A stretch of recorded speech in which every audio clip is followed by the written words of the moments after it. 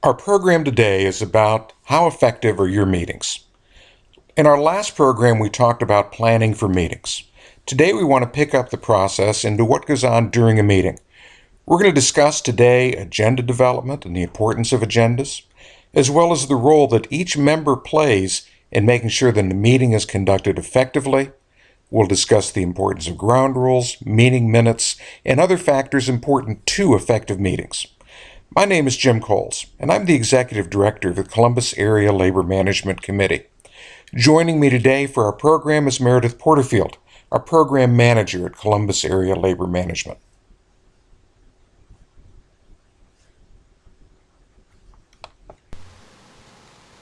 For meetings to be effective, agendas are needed for any meeting. They help groups stay organized, stay on task and focused, and help keep meetings moving. Agendas also act as reminders for those who have specific responsibilities for providing info and for items that are needed for the meeting. It's best to send out an agenda ahead of time so people can come prepared for the discussion and bring any necessary information to the meeting, as well as to be a reminder for people who may have specific tasks or duties. Hopefully the agenda will be planned according to the time frame of the meeting, but it does happen when agendas can't be completed. So agenda items may have to be prioritized during the meeting as far as their importance or as far as their urgency. If there are any agenda items that were not addressed during the meeting, they need to be carried over to the next meeting. It's good to develop the next meeting's agenda at the end of the current meeting. This allows everyone to participate and have a sense of ownership as far as the agenda is concerned. It also will build some camaraderie among team members. It will also summarize who is responsible for particular items in the meeting, and it helps to prepare people for the discussion at the next meeting. When groups first start out, there is a great fear that they will spend more time than necessary on a particular agenda item, and they will feel compelled to put time limits on those items. Our suggestion is to wait and see if you actually need time limits on your agenda items. There may be times on an important item that is being discussed, it will take a little bit longer, but you need to wait and see if you need the time limit on it, because the discussion may be good enough that you want to continue on with that discussion, or that you feel that there needs to be more points brought out during the discussion. So our suggestion again is just wait and see if you really do need time limits. You can always add time limits later on at any meeting on any agenda. The other thing too about time limits is groups sometimes have a tendency to want to waste time just deciding whether or not they should have time limits. So again, just wait and see if you need them. Another item that is important for effective meetings is minutes. Minutes record what happened at the meeting. They are a lasting record that you can refer back to if necessary. You don't want them to be too detailed. The items on the slide, such as time and place of the meeting, who was at the meeting, items discussed, decisions reached, and assigned responsibilities, are the items you need to include in your minutes. Groups need to decide who will act as recorder for the minutes. For example, there may be a couple people who will step up to the plate and act as recorders, and they will rotate back and forth between themselves as far as taking the minutes. Or maybe you'll have a volunteer who says she's willing or he's willing to go ahead and take those minutes at every meeting. There also are some questions regarding minute distribution on the slide, such as how and when the minutes will be distributed. Will they go only to group members, or will they also go to non-group members? Some group members also provide summaries before the minutes are approved and posted to non-members so that they have an idea of what took place in the meeting. There also are a couple questions at the bottom of the slide that need to be addressed also as far as the approval process. Are minutes approved before the next meeting, such as through email? Or are you going to approve the minutes at the next meeting when members are face to face?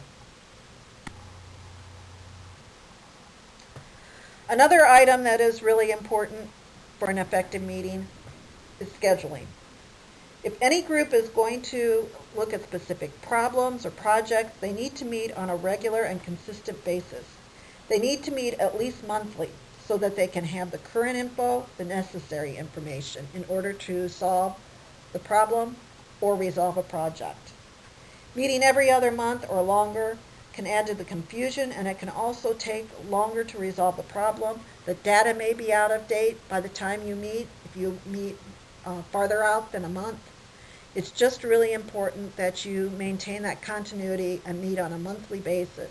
Now, if there is a specific reason you don't need to meet, that's one thing, but don't make a habit of that. There are times when that can happen, that you don't need to meet. But for the most part, if you're going to be a problem-solving committee, you need to meet on a monthly regular schedule. It's also important that you have a consistent schedule, such as the third Tuesday of the month or the first Wednesday of the month. That way you will have probably have better meeting attendance.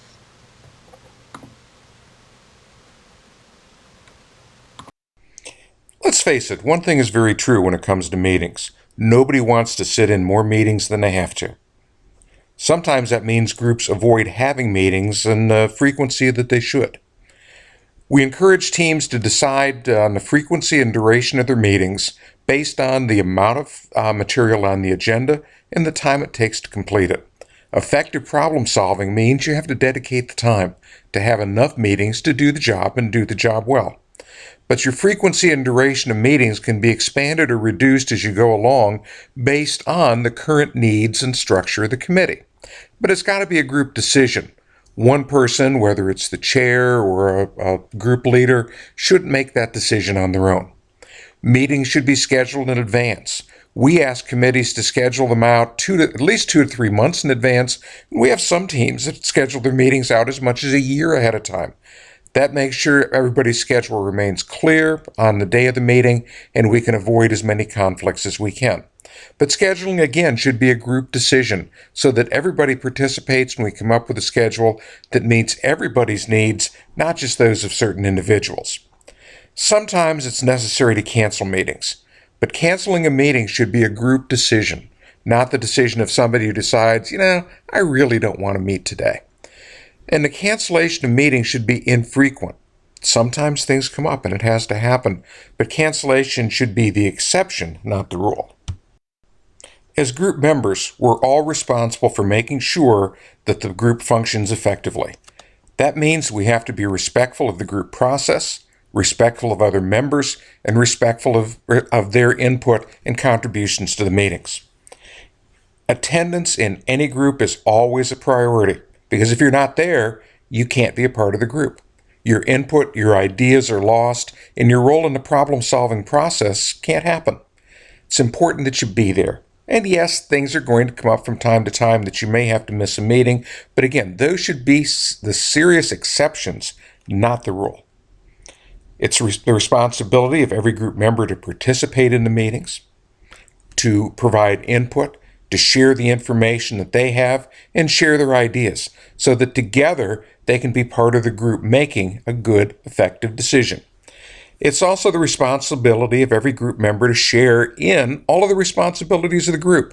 That means you take turns having tasks assigned to you, carrying out the function and role of the committee or group that you're part of. The leader or chair or co-chairs, or however the leadership of your meeting is structured, are responsible for sharing information, making sure that all information relevant to the team is shared with them in a timely and effective manner. Because no group can make good decisions without good information. No one can. It's the responsibility of the leaders to make sure that information is there. Leaders are responsible for organizing the meeting, finding an adequate location, making sure all materials are available, for making sure the agendas have been distributed and everybody is aware of the content of the meeting, for determining what processes are going to take place during the meeting, what tools are going to be used to assist with the group's work or to assist with problem solving. Leaders are responsible for sending out meeting reminders, distributing agendas, and sending out minutes if necessary to group members. The job of the facilitator is to keep the group on task. As a facilitator, you're not concerned with the content of the meeting. You're concerned with the process and making sure that the team uses an effective process and structure to keep the meeting going. Your job will be to help make sure the agendas are followed, ground rules are kept. If there are timekeeping issues on the agenda or in terms of starting and ending the meeting on time, those are the kinds of things as a facilitator that you'll do. But you'll also use your ideas and tools and your knowledge of effective meeting process to help the group accomplish and achieve their goals. You'll help with the organization and planning of the meeting. But again, remember, your focus should be on the process that's taking place, not the content of the meeting. You'll suggest courses of action to keep the meeting moving, to assist with the problem-solving process, and you'll encourage group members to participate and express their ideas. The facilitator makes sure that ideas are not lost. By using a flip chart, a whiteboard, or other recording process, they'll have ideas on display so that people can see and utilize the thoughts of others during the process. Facilitators will ask questions to stimulate new ideas and discussions. They'll keep the group motivated and remind them of the goals for the meeting and the goals of the committee in solving the problem that they're dealing with. And they'll provide tools and remedies that are designed to help the group reach those goals. It may be a particular technique to use to keep the meeting moving, or to break a log jam, or to keep people thinking about new ideas or new possibilities in dealing with the problems that they're solving. Some other items to consider for effective meetings. Every group needs to have ground rules. Ground rules help establish individual conduct and group conduct during the meeting. They set the expectations we should have of other people in the group as well as ourselves. They also establish meeting guidelines so that people understand this is how our meetings are going to function, this is how we as a group intend to operate. Groups also should have a mission statement. A mission statement should be a statement of the purpose of the group, telling who it is the group serves, what it is they do, and how they add value to the organization. Unless everyone agrees on the mission of the committee, people may have different ideas about what's supposed to happen, different ideas about the potential outcomes of the group, and when you have that, you don't have a team. You've got people moving off in their own different directions and stymieing each other from being able to work together effectively. We also work with groups to identify boundaries. Boundaries tell these are the things that we as a group feel that we should be working on, things that we can influence or that we can make decisions about, as opposed to those things that we can't. Sometimes in groups we think about the things we can't. We talk about the things that happen outside of the committee or even outside of the organization that we can have absolutely no effect on. It might make us feel better for a little bit to talk about them and complain, but the meeting just descends into a gripe session and nothing happens. By identifying those things that are inside the boundaries and focusing on those items, then a group can be more effective in its meetings, and the group can end up making real meaningful decisions for the benefit of the organization. That's our program today on effective meetings. If you'd like more information about meetings or assistance with facilitation of your next meeting, contact us at Columbus Area Labor Management Committee. Our web address is there. From the website, you can contact us by phone or by email. We look forward to hearing from you. Thanks for joining us today.